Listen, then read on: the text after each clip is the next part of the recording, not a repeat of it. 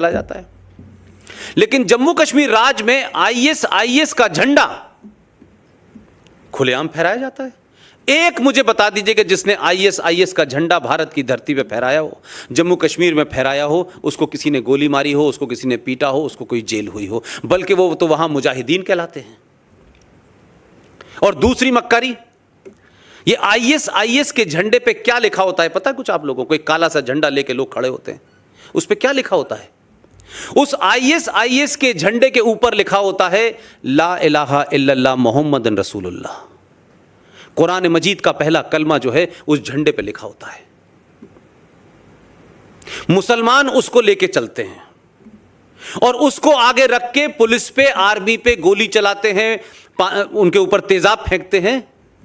मेरा एक सवाल उन मुसलमानों से है जो इस्लाम के बड़े पक्के मुसल्लत ईमान है, जिनका, जो कुरान की हदीसों का हवाला देते हैं, आयतों का हवाला देते हैं, जो डेनमार्क के अंदर कोई आदमी मोहम्मद साहब की शान में गुस्ताखी करते हुए उनकी शान में कुछ ऐसा कर देता है कि उनकी कार्टून बना देता है, और उस कार्टून बनाने से इस देश में बनता डेनमार्क में है, भावनाएं दिल्ली में भड़क जाती हैं, अलीगढ़ में, रामपुर में, आजमगढ़ में दंगे होने लगते हैं। लाहौर में था जब ये घटना घटी, वहां भी दंगे हो रहे थे।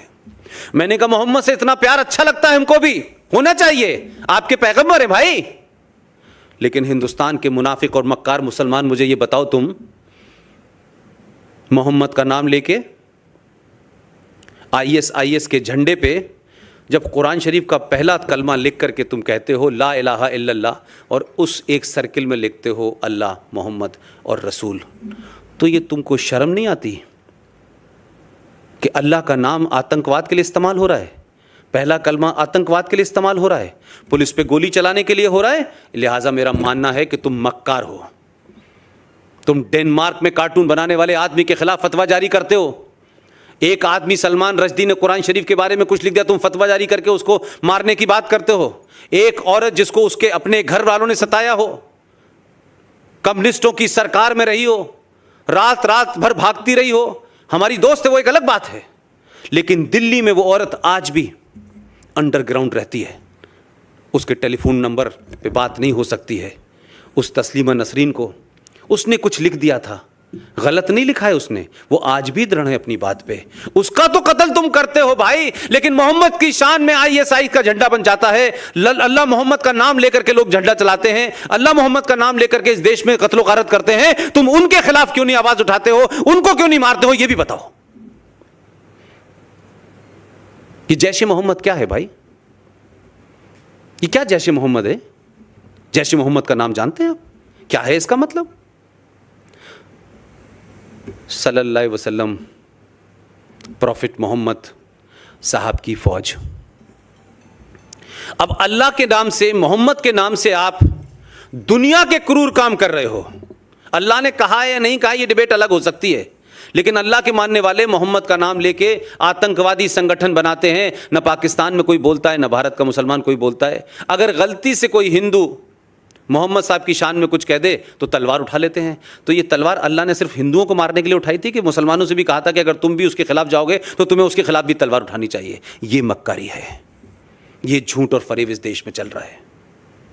कोई संगठन दुनिया का ऐसा इस वक्त नहीं है इस्लामिक वर्ल्ड का जिसमें मोहम्मद का नाम ना हो, अल्लाह का नाम ना हो, कुरान का नाम ना हो, शरिया का नाम ना हो, हदीस का नाम ना हो, लेकिन धड़ल्ले से ये व्यापार चल रहा है और डराया जा रहा है। तो ये जैश ए मोहम्मद नहीं तो किया था, ये जो अभी अभी कश्मीर में हुआ है।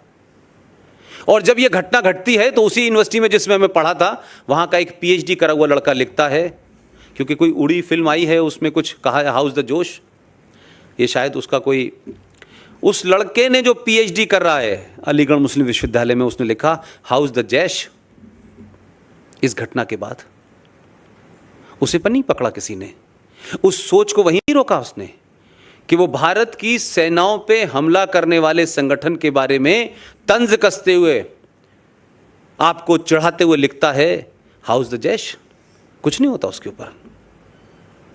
इस हमले के बाद नॉर्थ इंडिया के अखबार इधर कितने आते नहीं आते, कोई शहर ऐसा नहीं था उत्तर प्रदेश का, बिहार का, जहां लोगों ने कमेंट करने, लिखने, मैसेज करने में तमाम भारतीय सेना को गाली न दी हो।